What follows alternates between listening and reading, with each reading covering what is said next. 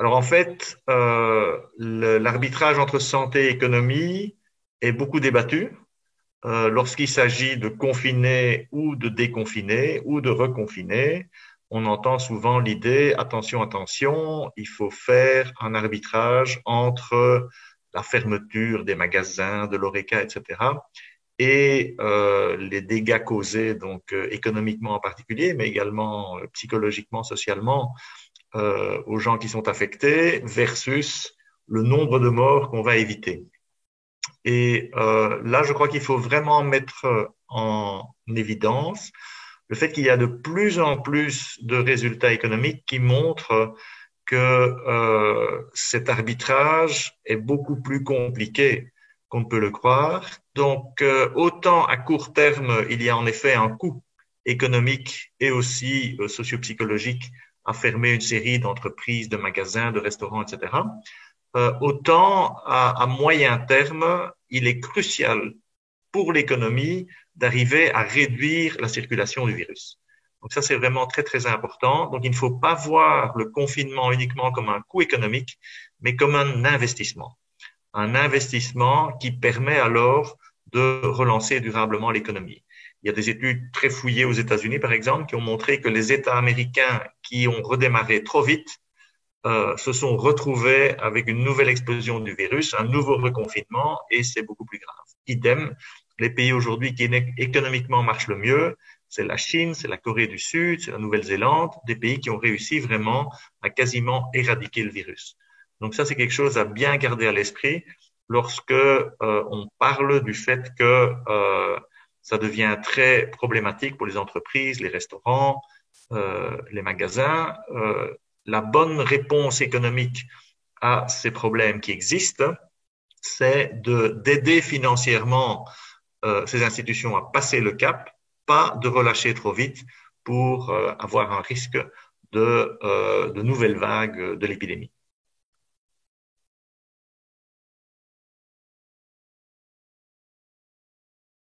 Alors là, ce genre d'épidémie doit vraiment faire appel à des compétences multidisciplinaires pour intégrer bien entendu les dimensions sanitaires, y compris les questions de santé mentale, mais également les questions sociologiques et économiques.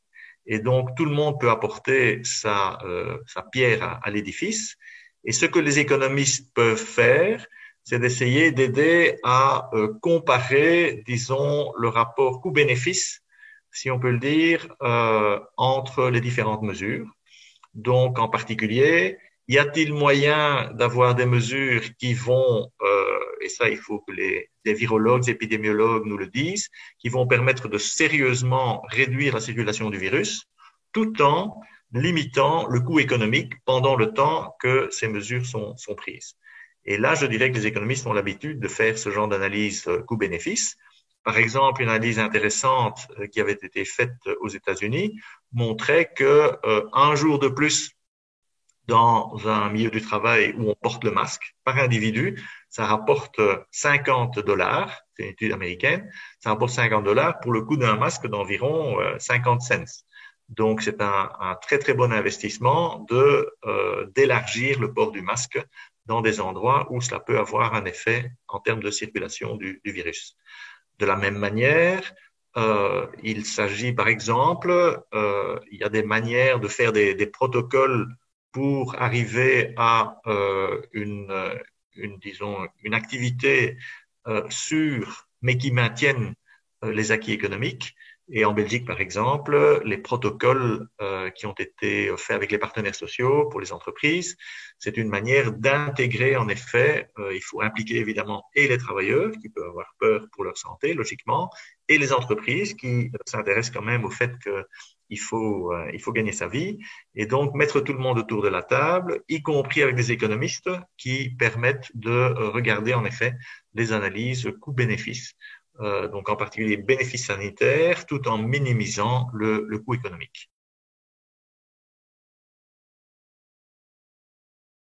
Ce que les économistes peuvent apporter, c'est notamment leur expérience dans d'autres types de politiques.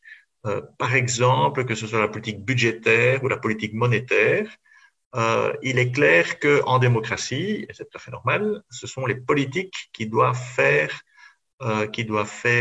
prendre les décisions. D'un autre côté, ce qu'on veut, c'est des décisions qui soient les mieux informées possibles. Et dans cette crise, c'est clair que la science est très importante. Donc, il vaut mieux avoir à la tête du pays, Angela Merkel, qui respecte la science, qui elle-même est même docteur en sciences. Bon, ça c'est un peu un cas, disons, particulièrement bon, versus Donald Trump qui s'en fout complètement de la science.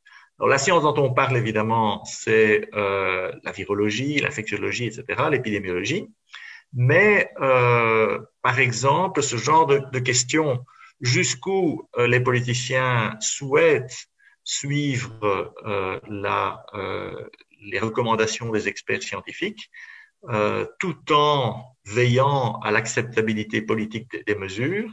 Bon, un bon exemple qui date déjà, enfin, on s'en préoccupe depuis les années 70, c'est par exemple la politique monétaire et jusqu'où, en effet, on arrive en même temps à contrôler l'inflation, parce que les gens n'aiment pas l'inflation, et d'un autre côté, jusqu'où s'assure-t-on que on fait face un peu à la tentation d'augmenter parfois l'inflation juste avant les élections pour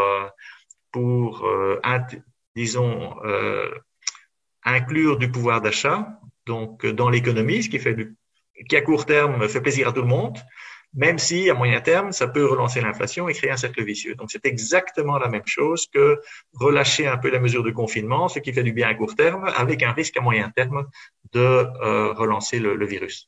Donc les économistes ont beaucoup travaillé là-dessus. C'est un peu leurs idées qui ont conduit à des règles concernant l'indépendance des banques centrales, avec un bon équilibre qui doit être tenu entre, d'un côté, le fait que c'est la politique qui doit mener le cap. Et dans ce cas-ci, le cap, c'est quel est l'objectif d'inflation qu'il faut donner à une banque centrale. Aujourd'hui, par exemple, en Europe, c'est, disons, un petit peu en dessous de 2%. Donc ça, c'est le politique qui doit décider. Après, c'est la banque centrale qui, de manière indépendante, décide de la manière d'atteindre cet objectif. Parfois, on entend des critiques dans les médias sur c'est quoi ces banquiers centraux qui ne sont pas élus, mais nommés pour un certain temps et puis qui font un peu ce qu'ils veulent. Bon, ils font ce qu'ils veulent jusqu'à un certain point puisqu'ils sont censés ils sont censés suivre, disons, l'objectif fixé par les gouvernements, l'objectif en termes d'inflation. Pour la politique budgétaire, qui est un sujet plus, disons, politique, parce que directement très distributif, à qui donne-t-on de l'argent, qui fait tomber des impôts, etc.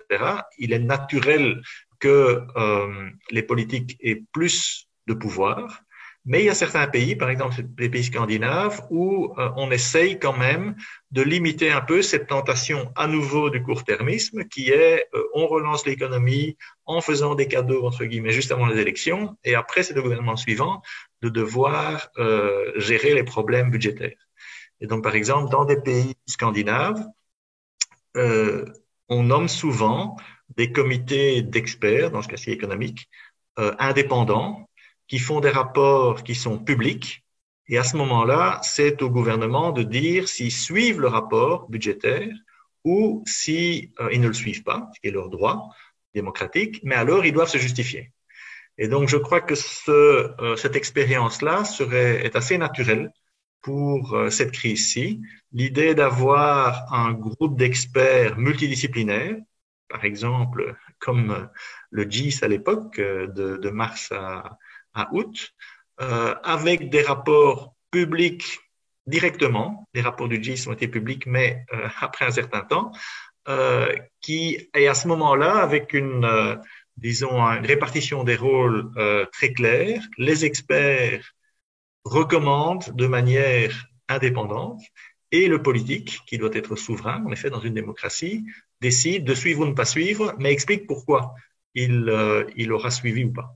Donc voilà, je crois que ce genre d'éléments-là, qui donc Donc, ce sont des résultats d'analyse également. Il y a toute une série d'études économiques qui montrent que ce genre de système fonctionne bien. C'est peut-être le genre de choses qu'on pourrait suivre de manière un peu plus formelle en Belgique. Voilà, merci.